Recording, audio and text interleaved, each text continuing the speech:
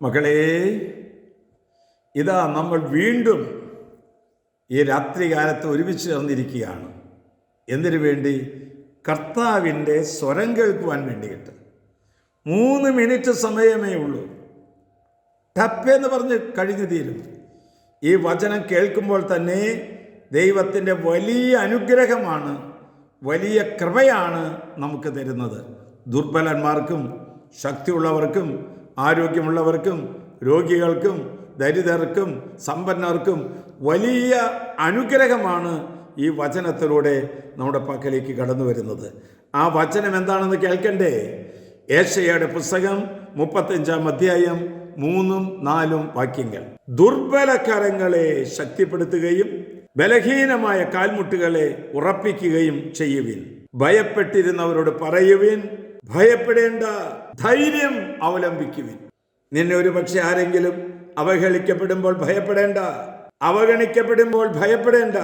പരിശ്രമം നിർത്തിവെക്കരുത്. പരിശ്രമം നിർത്തി കഴിഞ്ഞാൽ പിശാചിന് പെട്ടെന്ന് നമ്മുടെ ഹൃദയത്തിലേക്ക് കടന്നു വരാൻ സാധിക്കും. പരിശുദ്ധാത്മ പറയാണ്, ധൈര്യമായിരിക്കുവിൻ. ജീവിതത്തിൽ എന്ത് സംഭവിച്ചാലും ധൈര്യമായിരിക്കുവിൻ, ഭയപ്പെടേണ്ട. കാരണം കർത്താവ് മുൻപേ പോകുകയാണ്. ഈ വഴിയിലൂടെയൊക്കെ കർത്താവ് പോയിട്ടുണ്ട്.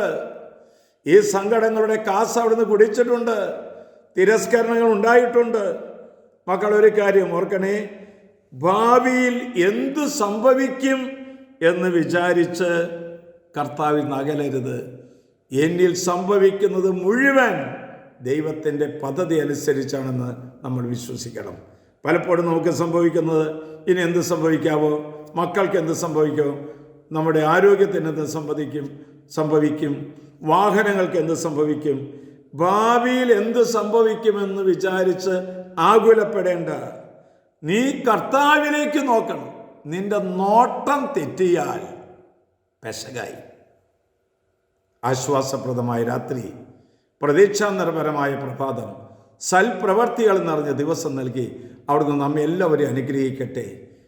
രാത്രിയിൽ ദൈവത്തിലേക്ക് നോക്കാൻ, പ്രഭാതത്തിൽ ദൈവത്തിൽ നോക്കാനാണ് ഈ വചനം തരുന്നത്.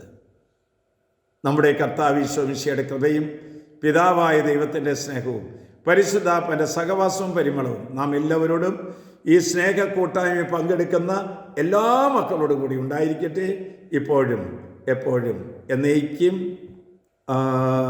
ആമേൻ.